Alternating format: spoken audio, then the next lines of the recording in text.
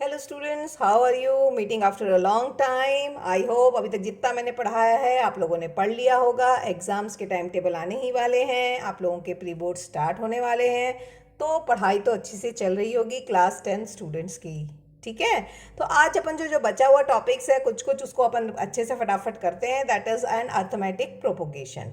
अब arithmetic propagation को समझने के लिए जो सबसे इंपॉर्टेंट टॉपिक है वो क्या है? हम अर्थमेटिक प्रोपोगेशन बचपन से ही पढ़ते चले आ रहे हैं, बट हमको पता नहीं है कि इसी को हम एपी कहते हैं, राइट? तो जैसे कि अभी मैंने फर्स्ट टॉपिक आपको दिया हुआ है कि जब हम बहुत छोटे क्लास में हुआ करते थे तब हम लोगों को ये बताया जाता था कि +2 ऐड करते जाओ। जैसे वन वन में आप +2 ऐड करोगे तो क्या आएगा, बहुत छोटी 1-2 क्लासेस में ये सिखाया जाता था। फिर +2 ऐड करोगे तो क्या आएगा, तो दैट इज कॉल्ड, ये हमने किया ऐसा सा, इसे कहते हैं हम सीक्वेंस। ठीक है, एक सीक्वेंस के फॉर्म पे हम करते थे। जैसे कि दिया सेकंड में एग्जांपल देखिए, जीरोस में +5 ऐड किया, +5 ऐड किया, फिर +5 ऐड किया, तो आपके मार्क्स ये सब आपने छोटी छोटी क्लास में क्लास 1-2 में किया हुआ है। माइनस करते जाएंगे तो क्या होगा, -3 -3 -3 ऐड करते गए तो क्या होगा। This is called a sequence. So sequence क्या है? A sequence is an arrangement of number in a definite order according to some rule. तो सीक्वेंस क्या है? Sequence is an arrangement of numbers in a definite order according to certain rule. किसी rule को follow करते हैं, ऐसे नहीं कि कुछ भी बना देंगे। जैसे इसमें पहले में +2 ऐड किया है तो सभी में +2 ऐड किया है, दूसरे में +5 ऐड किया है तो सभी में +5 ऐड किया है, दूसरे में थर्ड में -3 किया है तो सभी में -3 किया, राइट? तो इसे कहते हैं डेफिनेट ऑर्डर को फॉलो करते हुए। तो अब हम इसको नेमिंग कैसे करेंगे? पहले टर्म को हम A1 कह देते हैं, दूसरे को A2 कह देते हैं, तीसरे को A3 कहते हैं, किसी को A4 कहते हैं। देखिए A1 A2 A3 एक्सेट्रा। ठीक है, कोई भी टर्म। तो A1 क्या होगा आपका? फर्स्ट टर्म कहलाएगा। A2 क्या होगा आपका? सेकेंड टर्म कहलाएगा। AN क्या होगा? nth टर्म कहलाएगा। इसे कई वर्ड्स में जनरल टर्म भी बोला जाता है। ठीक है, जैसे कि कई क्वेश्चंस ऐसे आएंगे कि आपको AN दे देगा और बोलेगा कि first term, second term, third term, fourth term निकालिए। ठीक है, कोई भी ऑर्डर। जैसे और एग्जाम्पल देख लिया जाए तो हम देखिए, देखो 1 4 9 16 25 बचपन में भी पढ़ा हुआ। 1 क्या हुआ? 1 का स्क्वायर। फोर्थ सेकंड टर्म क्या हुआ? देखो 2 का स्क्वायर। थर्ड टर्म क्या हो गया? 3 का स्क्वायर। फोर्थ टर्म क्या हुआ आपका? 4 का स्क्वायर। फिफ्थ टर्म क्या हुआ? 5 का स्क्वायर। तो इसका जनरल टर्म क्या हो जाएगा बताइए? इसका जनरल टर्म हो जाएगा आपका n का स्क्वायर।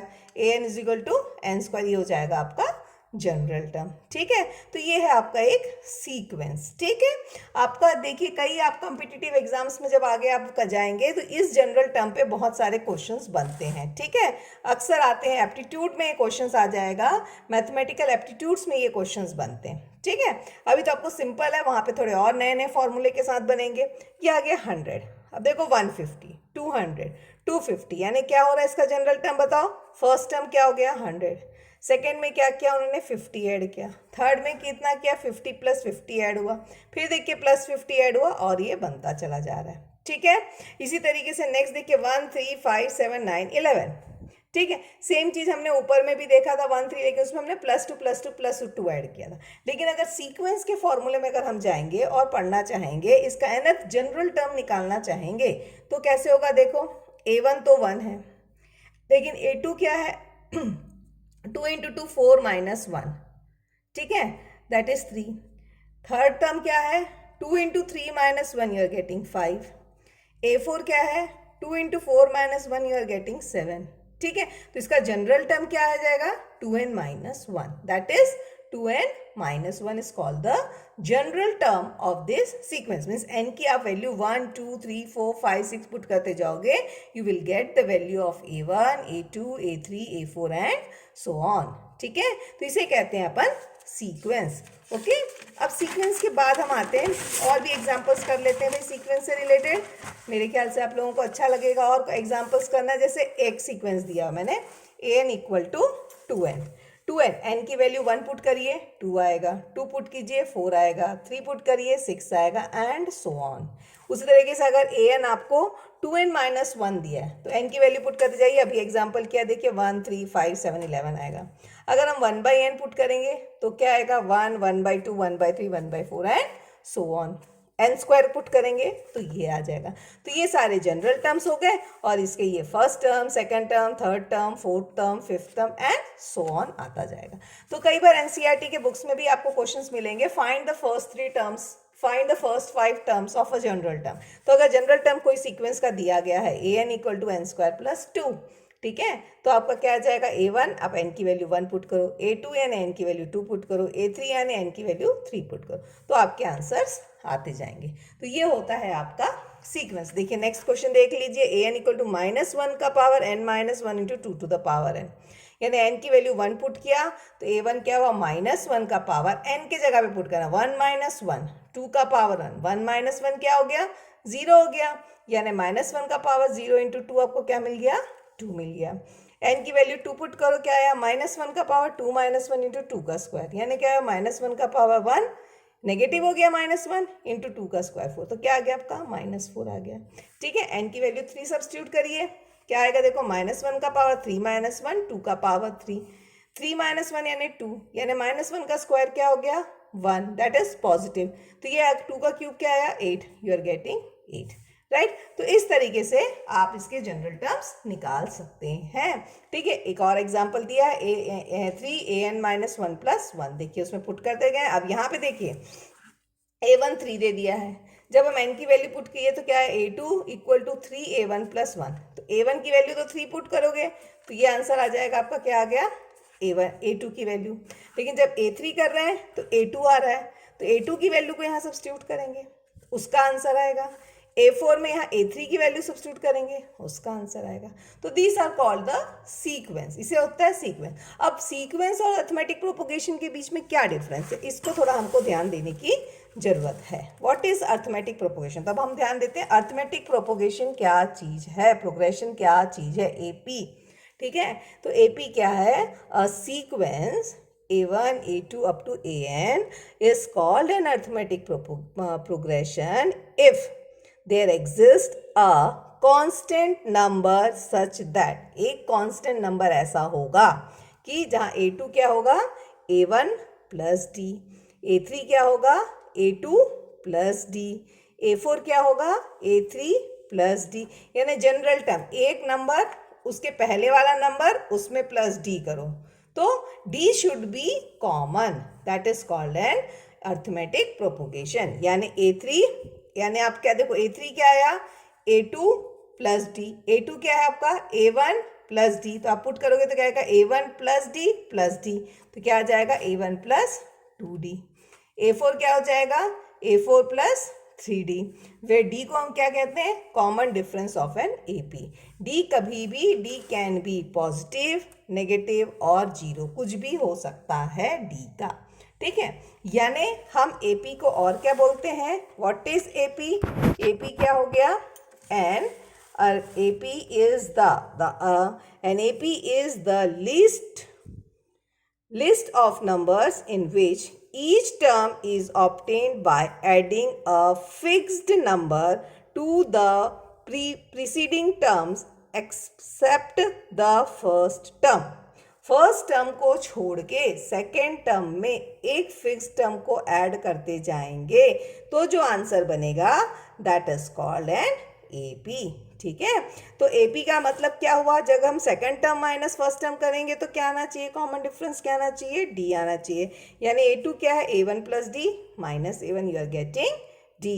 a3 माइनस a2 करोगे तो a3 क्या है आपका, a1 plus 2d minus a1 plus d, आपका आंसर आया देखो कॉमन डी। इट मीन्स क्या आएगा, second an minus an minus 1 करोगे तो कॉमन डिफरेंस हमेशा क्या आना चाहिए, डी आना चाहिए। मतलब अगर आप a3 माइनस a2 करते हो तो भी डी आना चाहिए, a3 माइनस a4 करते हो तो भी डी आना चाहिए।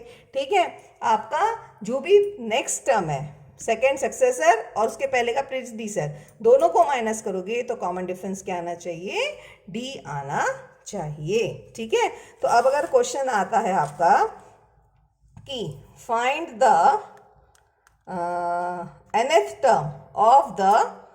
nth term of a sequence is 3n minus 2, find the 10th term and d।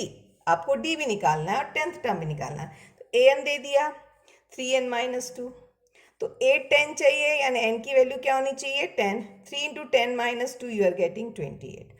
अब आपको d निकालना है, तो d क्या क्या बताया मैंने, a2 माइनस a1 करोगे तो कॉमन डिफरेंस सेम होना चाहिए, a3 माइनस a2 करोगे तो कॉमन डिफरेंस सेम होना चाहिए, यानी a1 equal to 3 into 1 minus 2 you are getting 1। a2 क्या है 3 into 2 minus 2 you are getting 4। a3 में क्या हुआ 3 into 3 minus 2 you are getting 7, अपने इस फॉर्मूले में पुट कर रहे हैं, ठीक है। अब देखिए, अब माइनस करो, a2 माइनस a1 किया तो भी 4 आया, 4 माइनस 1 3। अब देखिए a3 माइनस a2 करिए, आपका क्या आ रहा है 7 माइनस 4 3, ठीक है। a4 माइनस क्या कर रहे हैं अपन, a4 माइनस a3 कर रहे हैं, तो 10 minus 7 3, it means the common difference is 3, ठीक है। तो इस तरीके से हमको अगर कोई भी जनरल टर्म निकालने बोला, 10th टर्म निकालो, 15th टर्म निकालो, कुछ भी निकालने को बोलेगा, हमको इस तरीके से सॉल्व करना आना चाहिए, ठीक है। देखो नेक्स्ट क्वेश्चन क्या दिया है, what write an AP first term is 10 and the common difference is, आपको दे दिया है कॉमन डिफरेंस इज 3। तो सिंपल हो गया, देखो a आपका 10 हो गया, सेकेंड टर्म क्या हो जाएगा 10 plus 3 you are getting 13, third term क्या हो जाएगा उसके बाद a plus 2d 10 plus 6 you are getting 16 and so on. तो इस तरीके से आप क्या निकाल सकते हो, इसके कॉमन डिफरेंस को निकाल सकते हैं। तो what is the difference between AP and a sequence, अब आपको क्लियर हो गया होगा। पहले हमने क्या पढ़ा, फिर हमने सीक्वेंस पढ़ा, फिर हमने क्या पढ़ा, अर्थमेटिक प्रोपोगेशन। तो सीक्वेंस में आपका देखिए, सीक्वेंस में एक चीज याद रखिएगा, देखिए जैसे ये एग्जाम्पल देख लो, ये एग्जाम्पल देखो, यहाँ पे देखो 2 सीक्वेंस में है, ये n की वैल्यू आप डिफरेंट पुट करते जा रहे हो 1 2 3 4, आपको एक टर्म मिला, ये सीक्वेंस है, एक जनरल टर्म में आप पुट कर, लेकिन ये AP नहीं हो सकता। क्यों AP नहीं हो सकता, देखिए क्योंकि इनके बीच का कॉमन डिफरेंस क्या है, D नहीं है। तो हर सीक्वेंस AP नहीं होगा, ठीक है, but an AP can be a sequence. ये चीज आपको हमेशा, AP हमेशा एक सीक्वेंस के फॉर्म में होता है, जिसमें कॉमन डिफरेंस, दो टर्म्स के बीच का कॉमन डिफरेंस क्या रहता है, D रहता है, ये आपको पता होना चाहिए। तो ये हमारा आज का बेसिक टॉपिक मैंने पढ़ाया है, इंट्रोडक्शन दिया है, सीक्वेंस क्या है और AP क्या है, ठीक है। कल से हम इसका जनरल टर्म और एक्स्ट्रा क्वेश्चंस सॉल्व करेंगे, ठीक है। तो इतना आप लोग प्रैक्टिस करके रखिए, नेक्स्ट वीडियो जो अपकमिंग वीडियोस है उसमें हम इसको सॉल्व करेंगे, ओके। और आई होप मेरा वीडियो आप लोगों को पसंद आ रहा होगा, ठीक है। बोर्ड नहीं है अभी, बोर्ड में भी हम सॉल्व करेंगे धीरे से, ठीक है। बट जो चीज़ें हैं एग्जाम्स के पॉइंट ऑफ व्यू से, मैं सारी चीज़ें आपको क्लियर करती जा रही हूँ, तो जिससे आपको चीज़ें क्लियर होंगी। मैथ्स को मैंने पहले भी कहा है, इंजॉय भर करके पढ़िए, कभी भी टेंशन लेके और टफनेस से मत पढ़िए, ठीक है, क्योंकि बोर्ड एग्जाम सामने है and you should love maths, enjoy maths. Okay, have a nice day. Bye bye.